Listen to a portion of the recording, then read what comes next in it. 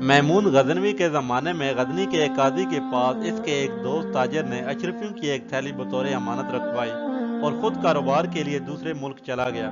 واپسی پر اس نے قاضی سے اپنی تھیلی واپس مانگی جو اس نے واپس کر دی۔ تاجر تسلی کر کے تھیلی لے گیا۔ گھر جا کر اس نے تھیلی کھولی تو اشرفیوں کی بجائے اس میں تانبے کے سکے تھے۔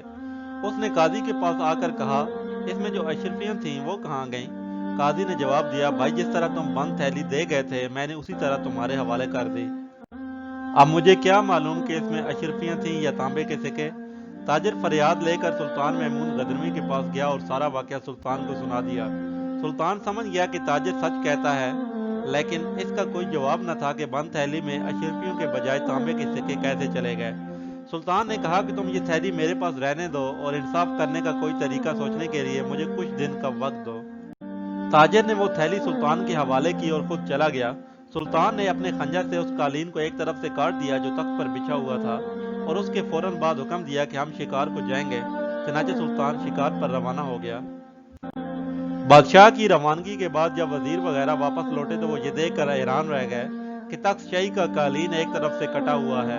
سب سوچنے لگے کہ اب کیا کیا جائے۔ شکار سے واپسی پر 3 دن کے بعد جب سلطان کو یہ پتہ چلے گا کہ قالین کٹ گیا ہے تو خدا جانے کس کس کی شامت آئے گی۔ وہ یہ بات سوچ ہی رہے تھے کہ ان میں سے ایک بول اٹھا، ارے یار کیوں فکر کرتے ہو، احمد رفوگر کو بلا لو، وہ اس کو ایسا بنا دے گا کہ بادشاہ کے فرشتوں کو بھی خبر نہ ہوگی کہ کبھی قالین کٹا تھا۔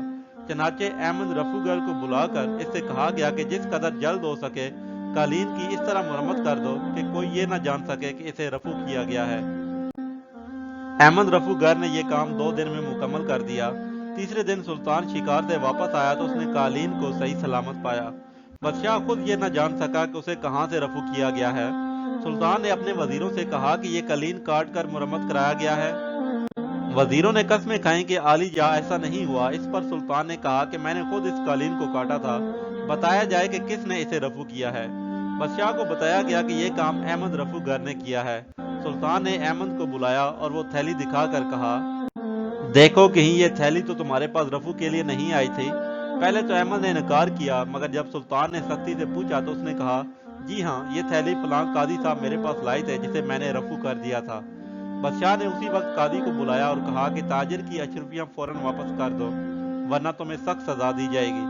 آخر قاضی نے وہ اشرفیاں لا کر بادشاہ کے سامنے پیش کر دیں جو بادشاہ نے تاجر کے حوالے کر دیں۔